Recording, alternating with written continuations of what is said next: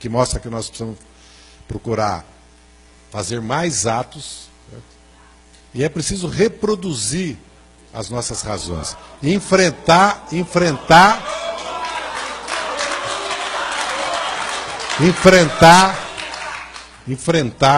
a ofensiva que a direita está fazendo no país contra o nosso projeto político. Eles ganharam 2 eleições no Brasil e deram um golpe. Eu já disse, acho que aqui mesmo no Rio, isso, e vou repetir. A bandeira deles era contra a corrupção. O Jânio Quadros ia varrer o Brasil e o Collor ia caçar os marajás. Nós sabemos como acabou. A terceira foi contra a subversão, que era o comunismo, certo? E contra a corrupção, que foi a ditadura, que durou 24 anos. Não só tinha corrupção, como a imprensa não podia relatar e ninguém podia investigar. Certo? Cresceu, vicejou e progrediu na ditadura militar. Então, nós temos, na verdade,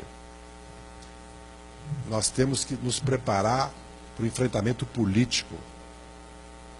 Porque o que eles estão procurando é acumular força, aumentar a influência política deles, nos dividir, quebrar as alianças que nós fazemos, desconstituir o nosso projeto político, desconstituir a ligação que o Lula tem com o povo, o apoio que o Lula tem popular, e criminalizar, principalmente, o PT, no caso, que acabou sendo o partido que a direita escolheu para caracterizar no processo como uma organização criminosa. Então, nós temos que fazer essa disputa política. Ela está imposta por nós, pelos nossos adversários. Nós não escolhemos esse caminho. Tudo que eu gostaria é de estar exercendo um mandato ou estar num governo, estar prestando serviço ao Brasil. Eu passei esses 7 anos me defendendo o nosso projeto, né, e trabalhando para poder sustentar essa defesa política e jurídica. Foi bom porque virei quase jornalista, né? Faço concorrência agora para a Globo, né? Tenho um blog, certo? Voltei a ser advogado e consultor. Veja bem, nós estamos, no meu caso, o caso do Pisolado, de João Paulo, no meu caso, eu estou condenado a 10 anos e 10 meses de cadeia, que é um 6º em regime fechado, um 6º em regime semiaberto, 1 ano e 10 meses, 1 ano e 10 meses. É disso que se trata. Veja a infâmia. Certo? Mas, se vocês observarem, todos os bancos que faliram, agora acabou de falir faliu no Rio, que deu 3,2 bilhões de prejuízo, 354 mil contas, empréstimos consignados fraudados, não vai acontecer nada. Não vai acontecer nada. Mas eles conseguiram vender para a sociedade, não vamos subestimar, que a justiça foi feita, que pela primeira vez no Brasil os poderosos vão para a prisão. Mas é isso? É isso que é divulgado diariamente. Que foi o maior ato de corrupção que todos. E agora estão procurando, que é o caminho das ditaduras, certo? Dia e noite, vocês podem ver uma campanha de tentativa de desmoralizar a política, os políticos e o Congresso Nacional. Isso não é feito quando há corrupção numa empresa. Nem quando há corrupção nos governos deles. Certo? Ou quando há corrupção no meio de comunicação. Ou quando há uma falência fraudulenta. Ou quando há um banco que é, na verdade, levado à liquidação judicial por causa de fraudes. Não são todos os banqueiros, não são todos os jornalistas, não são todos os empresários. Mas por que isso? Por que isso? Por que isso? Porque o dia que o Congresso Nacional não tiver medo da Globo, não tiver medo da mídia, faz a regulação da mídia. Faz a regulação. Então é preciso manter o Congresso Nacional, de joelho, atacado, desmoralizado. Não que não haja corrupção, que não haja desvio, atos ilícitos, mas é assim, o Congresso Nacional está trabalhando, aprova 10, 15 leis das mais importantes para o país, reforma, códigos, estatutos, direitos fundamentais, certo? Projetos como o ProUni, isso tudo vira linha. Mas se uma passagem de um gabinete de um deputado foi dada de maneira incorreta, é manchete. Se um deputado, certo, nomeou alguém, parente, infringe a lei do nepotismo, semanas. Então, evidentemente que não é um desequilíbrio total. É uma política abertamente dirigida a manter o parlamento acuado. E abertamente dirigida para desmontar a nossa aliança.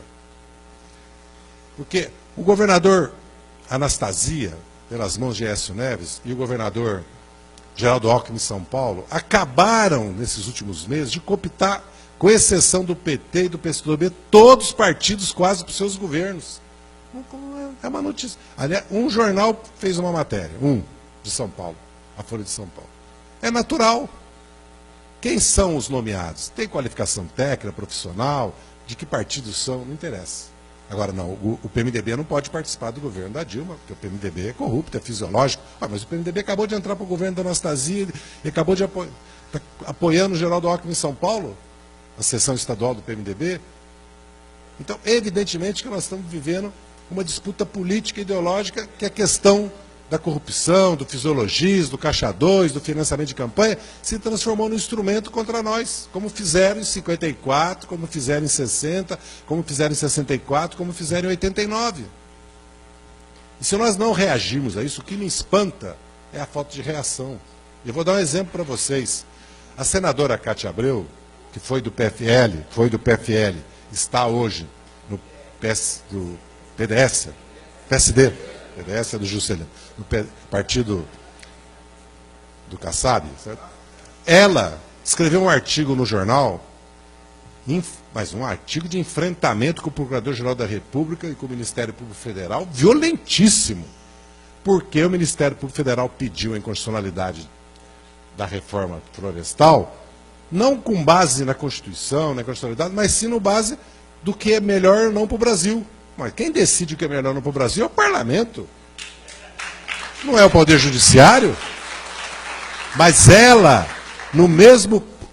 A ação entrou hoje, 2 dias depois ela escreveu um artigo, mas leiam o artigo para vocês verem. Puxa, Cátia Abreu, Código Florestal, Folha de São Paulo, se não me engano. Ou no Valor, na Folha de São Paulo.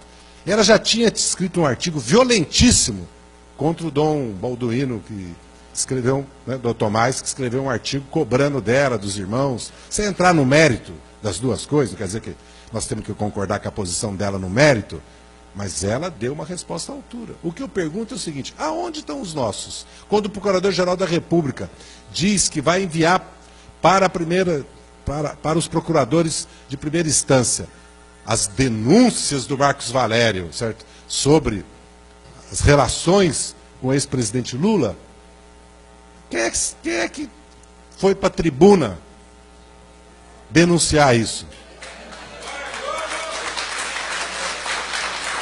Nós vamos aceitar que façam de novo o que fizeram com o chamado mensalão, que façam de novo agora? Qual é o limite que tem isso? O limite que tem isso foi dito aqui várias vezes. É uma forma de criar as condições para amanhã dar um golpe legal. Então nós temos que acordar e enfrentar isso. E não é aventura, não é nenhuma aventura. Porque uma coisa que nós não podemos fazer é aceitar a provocação deles. Porque eles estão nos provocando, de certa maneira. Nós não temos que fazer nada, nenhuma bravata. Nós não temos que aceitar nenhuma provocação deles. Nós temos é que fazer aquilo que nós tão bem sabemos fazer, até que nós derrotamos eles 3 vezes.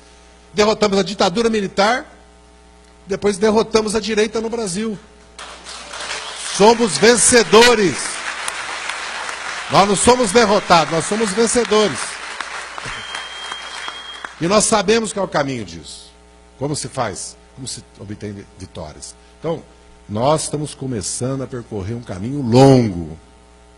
Amanhã, eu posso não estar aqui, posso estar cumprindo o pino regime fechado. Mas pode ser regime fechado, pode ser segurança massa, pode ser solitária. não vão me calar. Quero deixar claro isso.